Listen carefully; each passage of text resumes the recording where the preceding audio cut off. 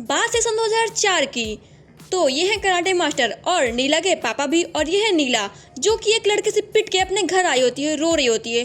तभी वो मम्मी को बताती है, लेकिन उसके पापा अपने पास बुलाते हैं उसको और समझाते हैं कि बेटी ऐसे तो बहुत सारे लोग परेशान करते रहेंगे, तुम रोते ही रह जाओगी।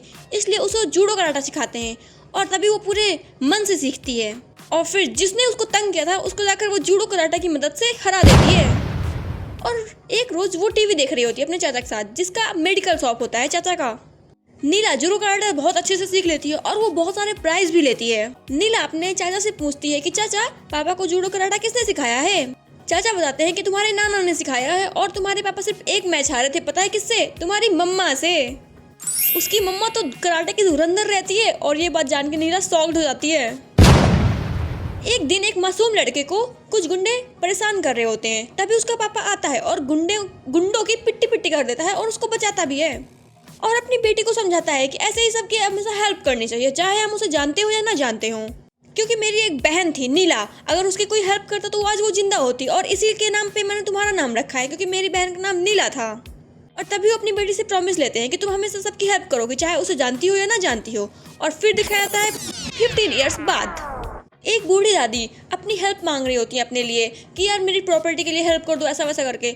और तभी वो मना कर देता है और तभी अपनी हीरोइन सुन लेती है, जो कि होती है नीला। और अपनी हीरोइन तो सबकी हेल्प करती है, इसलिए वो उस दादी के पीछे जाती है। और जब वो गुंडों के पास जाती है दादी, तब नीला वहाँ पे आती है और गुंडों को धुन देती है। और जो यार इतने धांसू तरीके से एंट्री लेके मारती है ना, कुछ कहने को नहीं।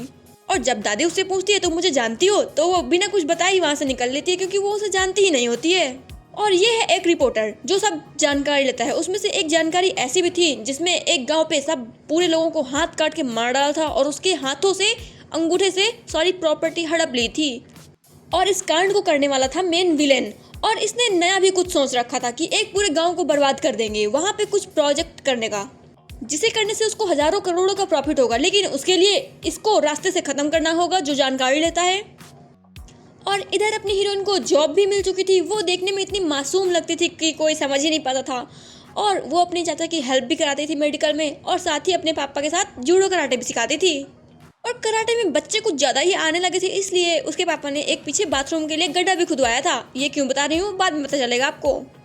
और एक पुलिस वाला कॉल करके थोड़ा माल के बारे में पूछता है, तो बोलता है भाई अभी माल नहीं हो पाएगा।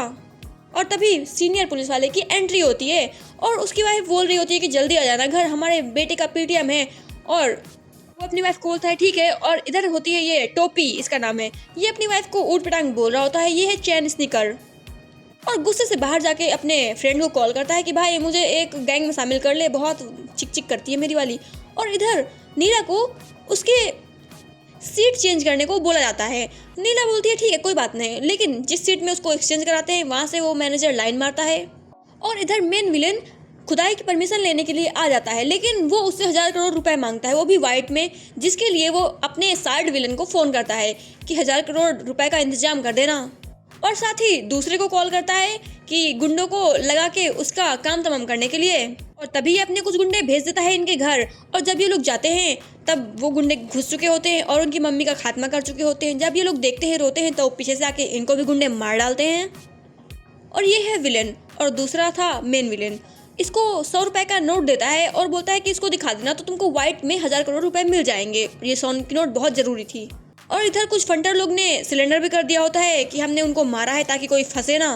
और जब नीला घर जा रही होती है तो उसका मैनेजर उसके साथ छेड़खानी करने की कोशिश करता है, जिसके बाद नीला तो उसकी हड्डी पर से एक करके उसको साइड फेंका देती है, उसका हाथ ही तोड़ डालती है। उसके बाद वो खुद ही बोलता है भाई जाओ, मैं अकेले चला जाऊंगा पैदल ही। और वो कुटता है और साथ में अपने फ्रेंड को भी पिटवा देता है कि भाई बहुत मजे आए, तू भी मजे ले ले। और इन दोनों की पिटाई देखकर वहाँ की लड़कियां तो बहुत खुश हो जाती हैं, वो तो आप इनके चेहरे से ही समझ सकते हैं। और तभी पुलिस वाले कर रहे होते हैं नाइट ड्यूटी। यहाँ पर एक लड़का आता है, वो बोलता है सर हमें छोड़ दीजिए, इसने थोड़ा ड्रंक की हुई थी। और जब वो बहुत ज़्यादा प्रे करता है कि सर प्लीज़ प्लीज़ प्लीज़ छोड़ दीजिए, तो उसको पुलिस वाला जाने देता है, बोलता है ठीक है कोई बात नहीं चले जाओ। और जब वो आगे जाता है तो आगे जाकर एक्सीडेंट कर देता है। पुलिस वाले सोचते हैं अब तो हमारा ही नाम लगेगा, इसलिए वो फटाक से जाते हैं जो गाड़ी में होता है उसको बचाने के लिए और उसको हॉस्पिटल लेकर जाते हैं। और जब मेन विलन को पता चलता है तो वो बोलता है जल्दी वहाँ से निकाल उसको, कितने भी गुंडे लगे। और जब पुलिस वाले वहाँ खड़े ही होते हैं उसके पास, तभी अचानक से स्लो मोशन में गुंडों की एंट्री हो जाती है पुलिस वालों को लगता है कि वो उसको मारने आए हैं, लेकिन असल में वो आए थे उसको बचाने के लिए। और जब वो गन से तानता है तब वो समझ जाता है कि इसको बचाने आए हैं, जिसके बाद वो पुलिस वाला इसका फायदा उठाता है और उसके सीने पे गन तान देता है, जिसके बाद गुंडे भाग लेते हैं वहाँ से और उसके पैर में गोली भी मार देता है और फिर उसका इलाज भी करवाता है। और उसके पैर में गोली लगने की वजह से वो काफ़ी टाइम के लिए बेहोश हो गया था। इसके बाद पुलिस वाला समझ चुका था कि ये कोई बड़ा लफड़ा होने वाला है, इसलिए वहाँ पे बहुत सारे पुलिस वालों को तैनात कर देता है और उसकी फोटो ले जाकर चला जाता है पता करने के लिए। और वो जाकर हर पुलिस स्टेशन में फोटो को भेज देता है और पता लगाने के लिए कि ये लड़का है कौन। और इधर उसकी मम्मी को उसके नीला के खिलाफ बहुत सारी कंप्लेंट मिलती है कि वो जिसको देखो जाकर धुन देती है, ऐसा तो नहीं चलेगा। जिसके बाद उसकी मम्मी आकर बहुत सारा गुस्सा करती है उन दोनों पे। तभी पुलिस वाले को हॉस्पिटल से कॉल आता है और जब वो जाकर देखता है तभी सब तो मरे होते हैं। एक से वो पूछता है कितने लोग आए थे, तो वो बताता है कि वो अकेले ही था, कोई भी नहीं आया, वो अकेले उठा और सबको मार डाला उसने। वो अकेले ही इतना काफी था कि किसी की उसको जरूरत ही नहीं पड़ी।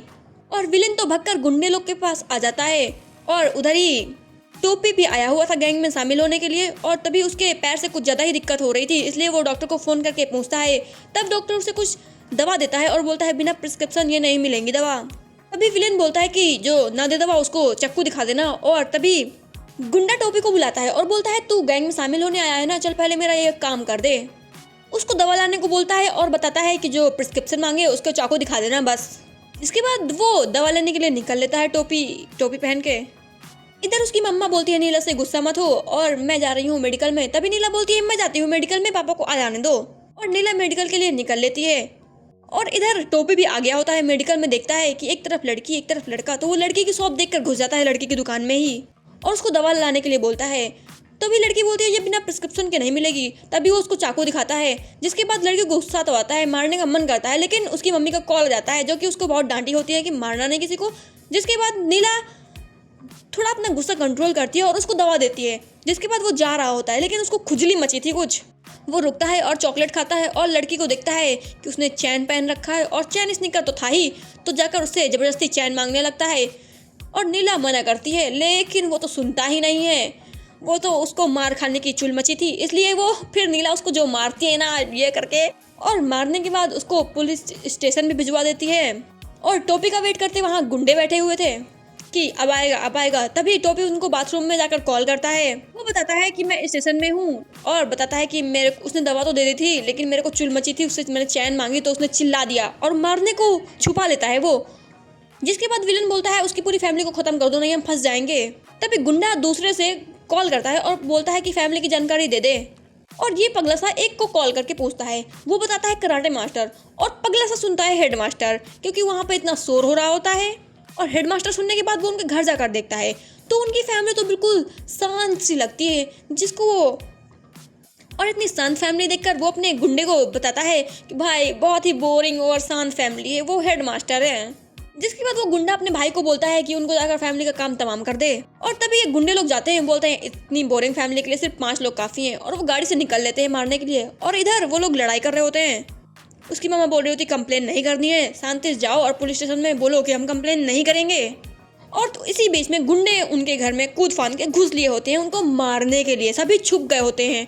तभी एक आवाज़ आती है, लड़की समझ जाती है कि गुंडे हैं वहाँ पर, और तभी उनने लड़की पे हमला कर दिया होता है। तभी उसके पापा आते हैं और तभी लड़की और पापा मिलकर सब गुंडों को धुन देते हैं और सब धुन ही रहे होते। तभी उसकी मम्मा की एंट्री हो जाती है।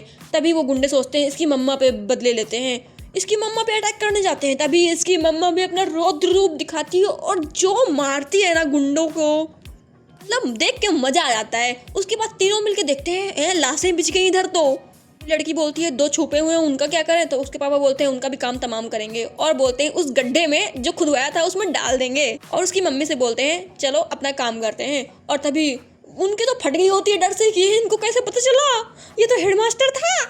तो पापा कुंडी लगाता है, उसकी मम्मी टीवी तेज आवाज में चलाती है, लड़की करती है खिड़की बंद। उसके बाद वो तीनों को धुन देते हैं ना यार ये सबसे मस्त सीन था। और इधर विलन का पर्स गुम हो जाता है। जब वो ढूंढता है तो उसको पता चलता है कि उसका भाई लेकर चला गया है उन्हीं के घर, जो अभी उसमें दफन होता है उस पोटे के गड्ढे में, और उसका पर्स भी उधर ही गया। वो लोग कॉल करते हैं लेकिन उन लोग का कॉल तो लगता ही नहीं है। और तभी विलन थोड़ा गुस्सा करने लगता है कि मेरे को वो नोट चाहिए, वो नोट था उसमें। और जब विलन का फोटो कमिश्नर देखता है तो वो शॉक हो जाता है। और इधर मेन विलन के आड़े जो भी आता है इस प्रोजेक्ट में उसको वो खत्म कर देता है, मार डालता है। गुंडा फिर से उस पगलू को कॉल करता है और बोलता है भाई देखना जरा, हमारे भाई लोग आए नहीं हैं, देखना कहाँ हैं। तो वो जाकर देखता है कि इनकी गाड़ी तो पंचर हो गई है। और इधर साइड उनकी फैमिली वाले पापा और बेटी मिलकर निकल लिए होते हैं पुलिस स्टेशन में कंप्लेन वापस लेने के लिए। और तभी पगलू जाकर देखता है कि उसकी मम्मी तो सीरियल देख रही है आराम से बैठ के, मतलब कुछ हुआ ही नहीं है यहाँ पर, वहाँ गुंडे पहुंचे ही नहीं है। कहाँ गए गुंडे? किडनैप हो गए। और वो वही बता देता है कि तुम्हारे भाई को तो किसी ने किडनैप कर लिया।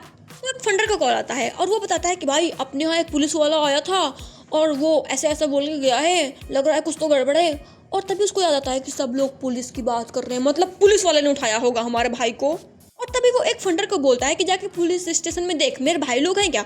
और वो जाकर देखता है कि कोई भाई तो है नहीं इधर पे। और उसी स्टेशन में एंट्री होती है उसकी बाप बेटे की। और वो फटाक से कॉल करके बताता है कि भाई लगता है कहीं और छुपा के रखा है पुलिस वालों ने। जिसके बाद इसका दिमाग चलता है।